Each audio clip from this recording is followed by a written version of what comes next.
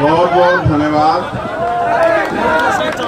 Bilali गांव और इस क्षेत्र के, ये गांव है बिलाली गांव ग्राम पंचायत और यहाँ के सभी क्षेत्रवासियों का बहुत बहुत धन्यवाद। मैं सर्वप्रथम तो यहाँ की जो कमेटी है उनसे ये माफी चाहता हूं कि भाई आप ये साफा मुझे पहनाना चाहते थे, लेकिन मैं ये सोच रहा हूं कि मैं साफा पहन लूं ये तो बहुत अच्छी बात है, लेकिन अगर मेरी माए बहनें और हमारे बुजुर्ग इस बारिश में बीमार पड़ जाएंगे तो कौन जिम्मेदारी लेगा बताओ। देखो प्रैक्टिकली रहना चाहिए आदमी को समय परिस्थिति के हिसाब से। जब मैं यहाँ आ गया हूँ मुझे माला पहनने में, साफा पहनने में कोई दिक्कत थोड़ा ही है बताइए। जब मैं यहाँ मौजूद, मेरा कोई नुकसान थोड़ा हो रहा है, लेकिन मैं सोच रहा हूँ कि जो मेरी माए बहनें सुबह से, मेरे बुजुर्ग जो हैं जमीन पे बैठे हुए हैं, वो बारिश में भीगे और मैं साफा पहनूं, ये तो न्याय नहीं हो सकता है। इसलिए मैंने उनसे हाथ जोड़ के कहा कि आप इस बात को मत करो। अब मंच को ऐसा बनाओ जिसको लगे कि आप लोग जिम्मेदार हो। बैठ जाओ, आराम से बैठ जाओ सब लोग। मैं माला नहीं पहनता हूं मेरे भाई, मैं माला नहीं पहनता हूं। लाओ हाथ लगा के स्वीकार कर लीजिए स्वागत को। जोरदार तालियां।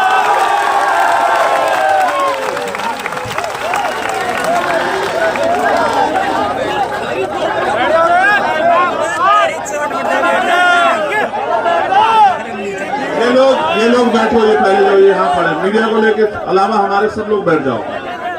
देखो मैं तभी बात रखूंगा और मैं बीमार पड़ा तुम्हारी जिम्मेदारी।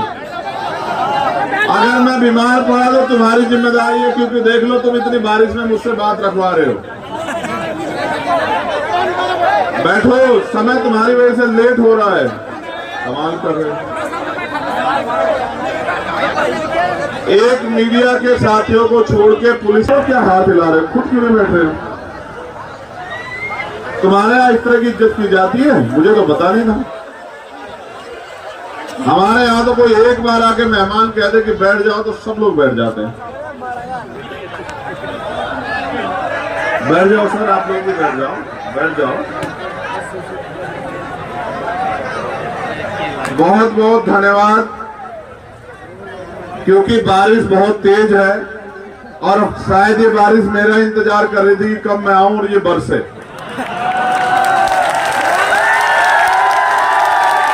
अच्छी बात यह है कि ये गर्मी का मौसम है, ये जितना बरसेगी इसका नुकसान नहीं होगा। लेकिन मुझे आपसे 2-3 जरूरी बातें कहनी है। मैं सर्वप्रथम तो यहाँ की कमेटी का धन्यवाद देता हूँ, उसके साथ साथ आज की सभा की जो अध्यक्षता कर रहे हैं हंसराज गुर्जर जी, कृष्ण मुरारी जी, ओम प्रकाश गुर्जर जी, विजय गोठवाल जी, कैलाश गोठवाल जी, धारा सिंह जी और फूलाराम गुर्जर जी, और हमारे प्रदेश के सभी सम्मानित नेता, हमारे आजाद समाज पार्टी के प्रदेश अध्यक्ष, यहाँ की जिले की कमेटियां, संभाग की कमेटियां, उनके देखो मैंने आपके यहाँ मूर्ति का अनावरण करा, ये आपकी इच्छा थी कि मैं आऊं उसका अनावरण करूं।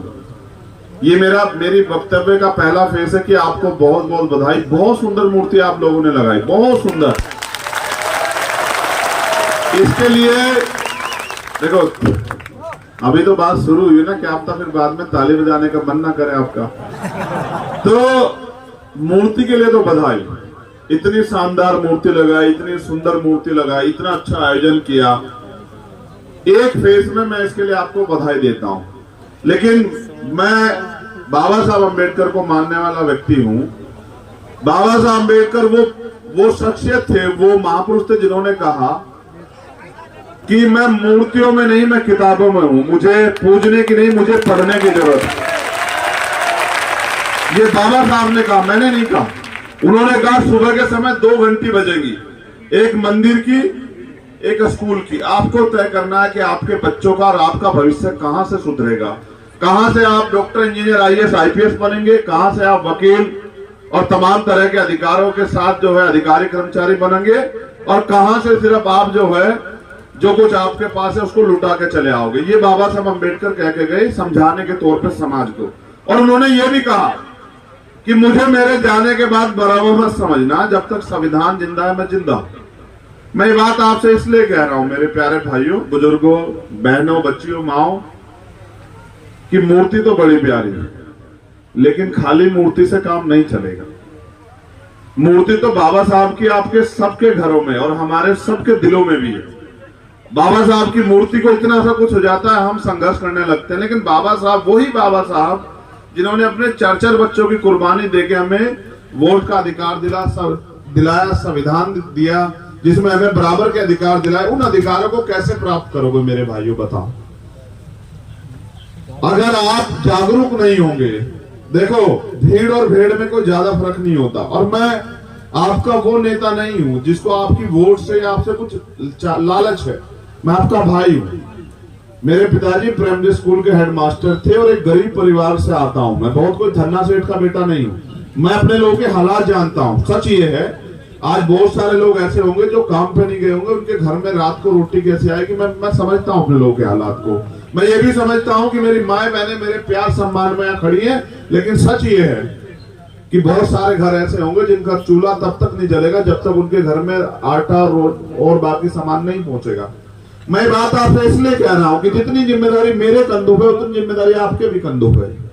आप बहुत इतना समय इसलिए लगा आप स्वागत कर रहे हैं। मैं जहां स्वागत के लिए रुकता हूं वो मुझसे मांग करते हैं कि 2 मिनट के लिए हमारे मंदिर में चलिए, 2 मिनट के लिए हमारे स्टेज पे चलिए। मैं सब जगह चला जाऊंगा। आप बार बार फोटो खिंचवाने के लिए जिद करते हैं, आपको बुरा भी लगता होगा, मैं आपको डांट देता हूं कि फोटो से बचो और काम की तरफ बढ़ो। मगर मैं आपसे कहना चाहता हूं, आप नौजवान यहाँ बड़े पैमाने पे, मैं जो सिखाना चाहता हूं वो सीख के शायद आपकी जिंदगी बदल जाए। मेरे साथ फोटो खिंचवाने से आपकी कोई जिंदगी नहीं बदलेगी मेरे भाई। आप देखो, बाबा साहब अम्बेडकर ने कहा कि न्यायिक पूजा धर्म में तो अच्छी है लेकिन मिशन में खतरनाक है। आप न्यायिक पूजा ही तो कर रहे हो, मैं भी तो इंसान हूं आपके जैसा। आप मेरी तरह काम करो, देखो आप भी चंद्रशेखर बन जाओगे, आपको भी पूरी दुनिया जो है आपका समाज प्यार करेगा, आपको भी लोग सम्मान देंगे। आप भी तो मेरी तरह आओ फील्ड में मेहनत करने के लिए। आप पूछ लो मेरे साथियों से, मैं बुखार में फीवर में आया हूं आपके यहाँ, मुझे फीवर हो रहा है, लेकिन मुझे आपके सम्मान की परवाह है कि आपने प्रोग्राम रखा, पैसे खर्च करे, आप मेरे लिए बहुत कीमती हो। मैं पहले आया था थाना गाजी में, आप जानते हो कितना बड़ा मामला था, और हमने संघर्ष करके न्याय दिलाया। ऐसा न्याय दिलाया कि जिस दल की सरकार है उनके राष्ट्रीय नेताओं को आना पड़ा यहाँ उस परिवार से मिलने के लिए। हमारा बल है, और ये बल बुरा मत मानिए, ये बल किसी धन्ना सेठ की वजह से नहीं आया, ये आपके संघर्षों की वजह से आया है। मैं गौरवान्वित हूं कि मैं आपका हिस्सा हूं, आपका खून हूं, लेकिन मुझे कष्ट इस बात का है कि अगर मेरे होते भी आपकी जिंदगी नहीं बदल रही है, आपको रोजगार नहीं मिल रहा है, आपको पक्के मकान नहीं मिल रहे हैं, आपको खाने के लिए अच्छा खाना, पीने के लिए साफ पानी और स्वाभिमान सम्मान का जीवन नहीं मिल रहा है, तो फिर मेरा होना भी बेकार। और मैं लंबे समय से मेहनत कर रहा हूं। मैं आपको याद दिलाता हूं, मैं इसलिए याद दिला रहा हूं क्योंकि जरूरी है आपको सुनना। मैं इंद्र मेघवाल के लिए लड़ा, मैं जितेंद्र मेघवाल के लिए लड़ा, मैं ओम प्रकाश रैगर के लिए लड़ा। जहां भी अन्याय हुआ, थाना गाजी का मामला हो, चोरू का मामला हो, सीएचए का मामला हो, जहां भी किसी के साथ अन्याय हुआ मैं लड़ा। इसलिए थोड़ा ही लड़ा कि मुझे यहाँ से कोई रुपए पैसा इकट्ठा करना है। मैं यहाँ देखता हूँ कि यहाँ समाज तो बड़े पैमाने पे है, इनमें भाईचारा नहीं बन रहा। ये हमारे के राम जी बैठे हुए, रिटायर्ड डीजीपी है, गोवा से रिटायर हुए, डीजीपी रैंक के अधिकारी है, सम्मानित अधिकारी। मैं एक प्रयास कर रहा हूँ कि यहाँ पिछड़ों में, दलितों में, आदिवासियों में एकता हो जाए। मैंने इसका प्रयास भी किया, क्योंकि एक जाति एक समाज से हम लोग तरक्की नहीं कर सकते हैं। जो वोट का अधिकार है इसको संगठित करना पड़ेगा। बाबा साहब ने कहा ना, शिक्षित बनो, संगठित रहो, संघर्ष करो। शिक्षित तो बन रहे हैं लेकिन दुश्मन नहीं पहचान रहे, तो शिक्षा क्या फायदा। और संगठित हो गए, अपनी वोट का सही प्रयोग नहीं कर रहे हैं, तो फिर क्या फायदा।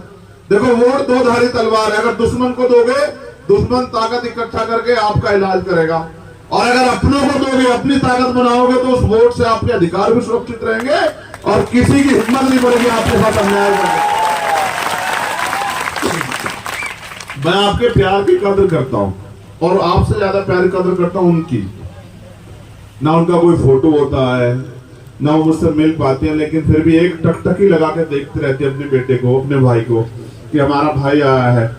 वो सुनने के लिए बैठी, लेकिन सोचो, क्या मेरे हाथ में आपने इतनी ताकत दी कि मैं उनकी ख्वाहिशें पूरी कर सकूं, उनके सपने पूरे कर सकूं? ईमानदारी से बताओ, क्या दिया आपने इतनी ताकत मुझे? नहीं। देखो, मैं आज आपके लिए सड़क पर लड़ सकता हूं, लेकिन अगर आपने मेरा साथ दिया, मैं गारंटी से कहता हूं कि मैंने मध्य प्रदेश में भी कहा, जिन अधिकारों के लिए आप रोज हाथ फैलाते हो ना कि हमें दे दो सरकार, ये हमें दे दो, नौजवान कह रहा है कि भाई रोजगार नहीं है, भत्ता नहीं है, अच्छी पढ़ाई नहीं हो रही, अच्छे स्कूल नहीं है, अच्छे अस्पताल नहीं है। तो मुझे एक मौका दे के देखो, अगर दोबारा जिंदगी में तुम्हें किसी आगे हाथ फैलाना पड़ा तो तुम मुझे कहना। मैं बात आपको इसलिए कह रहा हूं क्योंकि ना तो मैं रानी का बेटा हूं, ना मैंने किसी धन्ना सेठ का जन्म लिया। मैंने इस गरीबी को, बेबसी को, लाचारी को देखा और मैंने सपनों को चलते हुए देखा किस तरह से जो हम गरीबों के सपने कुचले जाते हैं। मैं धन्यवाद दूंगा राकेश भाई का और उनके साथी का जिन्होंने वो मूर्ति लगाई। लेकिन मैं आपसे अपील ये कर रहा हूं कि उनके विचारों पे चलो। सोचो बाबा साहब ने जब ऐसे ही हमारे जैसे अपने 4 बच्चे कुर्बान किए होंगे तो उनको कितना वो होगा उम्मीद कि उनकी आने वाली पीढ़ी उनके सपनों को समझ के इस देश में अपने हक अधिकार को प्राप्त करेगी। क्या मिल पाए? आजादी को 75